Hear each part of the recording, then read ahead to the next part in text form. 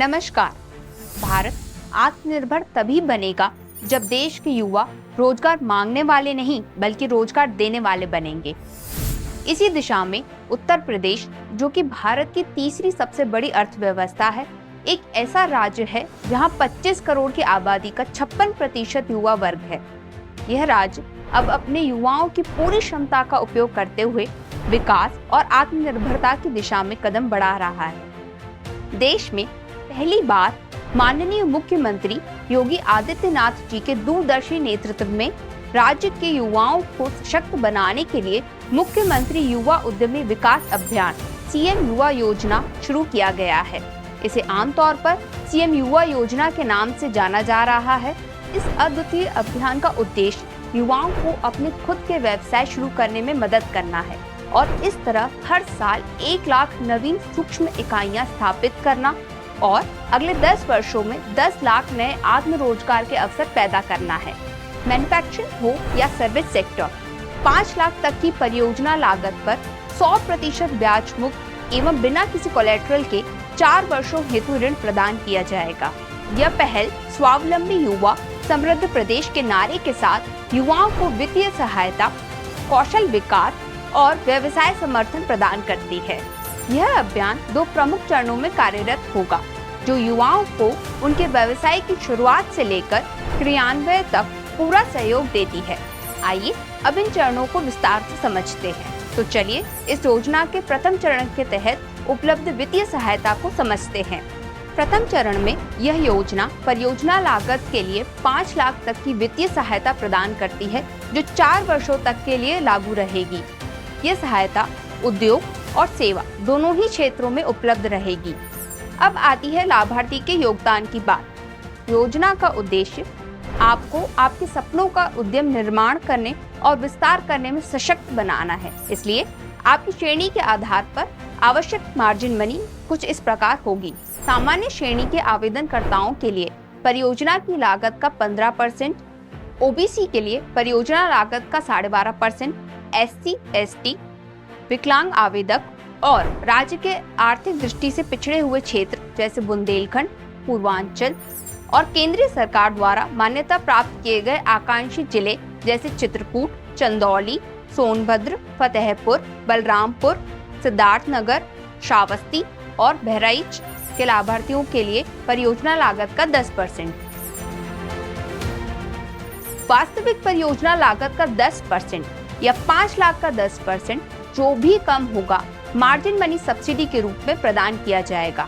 ये एक back ended subsidy है। इसका मतलब ये है कि सब्सिडी का भुगतान तब किया जाएगा जब लाभार्थी अपनी परियोजना के प्रारंभिक योगदान कर चुका होगा। मान लीजिए यदि परियोजना की लागत 6 लाख रुपए है, तो सरकार मार्जिन मनी सब्सिडी के रूप में 5 लाख का 10% या वास्तविक परियोजना लागत जो कि 6 लाख रुपए है उसका 10%, इन दोनों में से जो भी कम हो उसका भुगतान सब्सिडी के रूप में करेगी। यानी इस केस में 50,000 रुपए की सब्सिडी आपको मिलेगी। हालांकि यह सब्सिडी आपको तभी प्रदान की जाएगी जब उद्यमी अपना योगदान कर चुके होंगे, ऋण स्वीकृत हो चुका होगा और इकाई भी स्थापित हो चुकी होगी। अगर आपकी परियोजना की लागत 5 लाख से अधिक है तो क्या करना है? 5 लाख से अधिक लेकिन 10 लाख तक की लागत वाली परियोजनाओं के लिए लाभार्थी को अपने आप ही आर्थिक व्यवस्था करनी होगी। इस हिस्से पर कोई भी सब्सिडी प्राप्त नहीं होगी। मान लीजिए आपकी परियोजना की लागत 8 लाख रुपए है, तो इस योजना के तहत आपको 5 लाख तक की सहायता प्राप्त होगी, लेकिन 5 लाख से अधिक यानी 3 लाख रुपए की व्यवस्था लाभार्थी को खुद से करनी होगी। यह ऋण एक संयुक्त ऋण है। इसका मतलब इसमें दोनों तरह के लोन शामिल होंगे। टर्म लोन दीर्घकालीन निवेश के लिए और वर्किंग कैपिटल लोन आपके दैनिक व्यापार की जरूरतों के लिए। कुल परियोजना लागत का कम से कम 10% टर्म लोन के रूप में दिया जाएगा। लेकिन ध्यान रहे, भूमि और भवन की खरीद को अभियान के तहत परियोजना लागत में शामिल नहीं किया जाएगा। अब आइए स्पष्ट करते हैं यहाँ पे कि उद्योग और सेवाओं से हम क्या समझते हैं। उद्योग उस विनिर्माण क्षेत्र को संदर्भित करता है जैसा कि सूक्ष्म, लघु और मध्यम उद्यम विकास अधिनियम 2006 में परिभाषित किया गया है। वो सभी इकाइयां जो विनिर्माण में शामिल हैं, उन्हें उद्योग के रूप में वर्गीकृत किया जाएगा। सेवा क्षेत्र उन इकाइयों को संदर्भित करता है जो व्यापार या विनिर्माण में शामिल नहीं है, बल्कि किसी भी प्रकार की सेवा प्रदान करने में शामिल है। यह योजना ब्याज सब्सिडी, CGT-MSE कवर और back ended margin money subsidy का संयुक्त लाभ प्रदान करती है। आइए समझते हैं कैसे। 5 लाख तक की परियोजनाओं के ऋण पर 4 वर्षों के लिए 100% ब्याज सब्सिडी दी जाएगी। इसका मतलब कि इस अवधि के दौरान आपको कोई भी ब्याज देने की जरूरत नहीं है। यह सब्सिडी त्रैमासिक आधार पर दी जाएगी, लेकिन इस सब्सिडी को प्राप्त करने के लिए आपको नियमित रूप से भुगतान करना होगा और किसी भी विलंबित भुगतान से बचना होगा। बैंक या वित्तीय संस्थान द्वारा विलंबित भुगतान पर जो भी पेनल्टी ब्याज लगाया जाएगा, वह ब्याज इस सब्सिडी के तहत कवर नहीं किया जाएगा।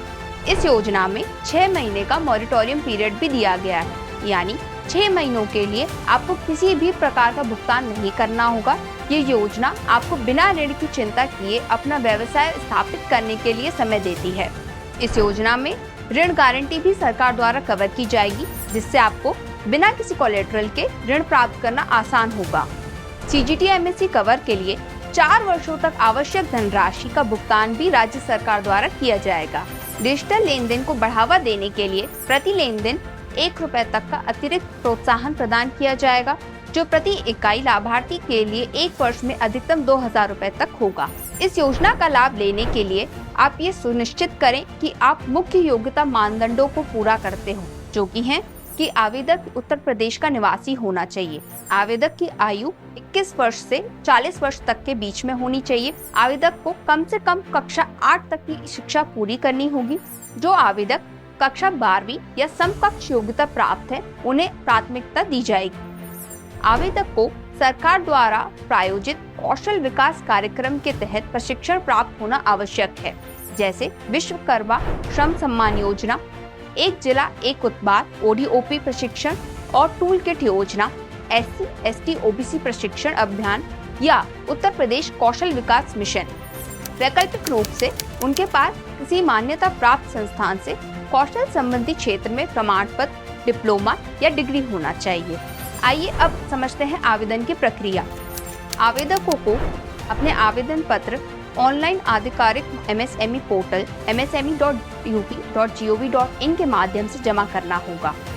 सभी आवश्यक दस्तावेज अपलोड करें, जिसमें आयु प्रमाण जैसे आधार कार्ड या जन्म प्रमाण पत्र, शैक्षिक योग्यता प्रमाण पत्र, प्रशिक्षण या कौशल प्रमाण पत्र, व्यापार अभियान या परियोजना प्रस्ताव और पता प्रमाण शामिल रहेगा। आवेदन पत्रों की समीक्षा और सत्यापन जिला कार्यक्रम प्रबंधन इकाई DPMU द्वारा किया जाएगा। सत्यापित आवेदन पत्र संबंधित बैंकों को प्रोसेसिंग के लिए भेजे जाएंगे। बैंक परियोजना प्रस्ताव का मूल्यांकन करेगी और स्वीकृति या अस्वीकृति जारी करेगी। स्वीकृति मिलने पर सब्सिडी और वित्तीय सहायता सीधे आवेदक खाते में जमा कर दी जाएगी। ऋण राष्ट्रीयकृत, अनुसूचित, ग्रामीण और अन्य RBI द्वारा अनुमोदित वित्तीय संस्थानों के द्वारा प्राप्त किया जा सकेगा। लेकिन ध्यान रहे, कुछ प्रकार की परियोजनाएं इस योजना के तहत वित्तीय सहायता प्राप्त करने के लिए अयोग्य हैं। नकारात्मक सूची में जो उत्पाद शामिल हैं वो कुछ इस प्रकार हैं: शराब या फिर पेय पदार्थ जिसमें एरेटेड ड्रिंक्स और कार्बोनेटेड ड्रिंक्स भी शामिल हैं, तंबाकू उत्पाद जैसे कि गुटखा, पान मसाला, पटाखे और प्लास्टिक बैग, विशेष रूप से वो जो 40 माइक्रोन से कम है या जो केंद्रीय या किसी राज्य सरकार द्वारा प्रतिबंधित हो। इसके अतिरिक्त कोई भी अन्य उत्पाद जो सरकार द्वारा समय समय पर प्रतिबंधित किया जाएगा, वो भी इस योजना के लिए अयोग्य माना जाएगा। वो लाभार्थी जिन्होंने पहले चरण की वित्तीय सहायता 4 वर्षों के भीतर पूरी तरह से प्राप्त कर ली और पूरे ऋण की राशि का भुगतान कर दिया हो, वे दूसरे चरण की वित्तीय सहायता के लिए आवेदन कर सकते हैं। इस विस्तार चरण के लिए अधिकतम परियोजना लागत 10 लाख रुपए तक मान्य है। हालांकि इंटरेस्ट सब्सिडी ऋण राशि के 7.5 लाख रुपए तक या पहले चरण में प्राप्त किए गए ऋण का 2 गुना, जो भी कम हो उसका 50% तक सीमित रहेगी और यह 3 वर्षों की अवधि के लिए लागू रहेगी। अब समझते हैं कि ये कैसे काम करेगी। स्टेप 1, पहले चरण में आपने जो ऋण लिया है उसे 2 गुना करें। स्टेप 2, इस दोगुनी राशि की तुलना करनी है 7.5 लाख रुपए से और इन दोनों में से जो भी कम हो उसे आपको चुनना है। स्टेप 3, दूसरे स्टेप में जो राशि आपने चुनी है उसके इंटरेस्ट का 50% तक जो कैलकुलेट किया जाएगा वही आपको इंटरेस्ट सब्सिडी के रूप में प्राप्त होगा। उदाहरण के लिए मान लेते हैं आपने पहले चरण में 3 लाख रुपए तक का ऋण लिया और दूसरे चरण में 7.5 लाख रुपए तक का ऋण ले रहे हैं, तो पहले चरण के ऋण की दोगुनी राशि यानी 6 लाख रुपए 7.5 लाख रुपए से कम है। 7.5 लाख रुपए से कम होने के कारण सब्सिडी 6 लाख रुपए पर आधारित रहेगी। वहीं अगर आपने पहले चरण में 4 लाख रुपए तक का ऋण लिया है और आप दूसरे चरण में 7.5 लाख रुपए का ऋण ले रहे हैं, तो 8 लाख रुपए पहले चरण का दोगुना 7.5 लाख रुपए से अधिक होने के कारण सब्सिडी 7.5 लाख रुपए तक आधारित रहेगी। इस प्रकार सरकार एक निश्चित राशि पर ब्याज का आधा हिस्सा भुगतान करेगी, लेकिन यह 7.5 लाख रुपए के ब्याज से अधिक नहीं होगा। सही राशि इस पर निर्भर करेगी कि आपने पहले चरण पर कितना ऋण लिया है। यह ऋण बिना कोई संपत्ति गिरवी रखे मिलेगा और परियोजना लागत का कम से कम 10% टर्म लोन के रूप में फंड किया जाएगा। वर्कशॉप और वर्कशीट की लागत को समग्र परियोजना लागत के हिस्से के रूप में स्वीकार किया जाएगा। आपकी श्रेणी के आधार पर आवश्यक मार्जिन मनी पहले चरण की तरह ही रहेगी। सामान्य श्रेणी के आवेदकों के लिए परियोजना लागत का 15%, ओबीसी के लिए परियोजना लागत का 12.5%, एससी, एसटी, विकलांग आवेदक, राज्य के आर्थिक दृष्टि से पिछड़े हुए क्षेत्र जैसे बुंदेलखंड, पूर्वांचल और केंद्रीय सरकार द्वारा मान्यता प्राप्त आकांक्षी जिले जैसे चित्रकूट, चंदौली, सोनभद्र, फतेहपुर, बलरामपुर, सिद्धार्थनगर, श्रावस्ती, बहराइच के लाभार्थियों के लिए परियोजना लागत का 10% तक रहेगा। परियोजनाएं जिनकी लागत 10 लाख रुपए से अधिक है लेकिन 20 लाख रुपए तक है, उन्हें भी दूसरे चरण के तहत कंसिडर किया जा सकता है। हालांकि ब्याज सब्सिडी अधिकतम 7.5 लाख रुपए की परियोजना लागत पर 3 वर्षों के लिए ब्याज का 50% तक सीमित रहेगी। बाकी की धनराशि के लिए लाभार्थी को स्वतंत्र रूप से व्यवस्था करनी होगी। दूसरे चरण में भी 3 वर्षों के लिए CGTMSE कवर उपलब्ध रहेगा। मुख्यमंत्री युवा उद्यमी विकास अभियान केवल एक योजना नहीं है, बल्कि आपके सपनों को हकीकत में बदलने का एक सुनहरा अवसर है। यह मिशन आपको वो सभी समर्थन, कौशल और वित्तीय सहायता प्रदान करता है जिसकी आवश्यकता एक सफल उद्यमी बनने के लिए होती है।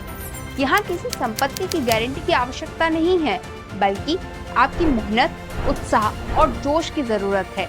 राज्य सरकार के मजबूत समर्थन के साथ आप न केवल अपना भविष्य संवार सकते हैं, बल्कि उत्तर प्रदेश को नए व्यवसायों का केंद्र बना सकते हैं। इस बदलाव की यात्रा में शामिल हों, जहां युवा सिर्फ भागीदार नहीं है, बल्कि उत्तर प्रदेश के भविष्य को नया आकार देने के लिए प्रेरक व्यक्तित्व भी बन रहे हैं।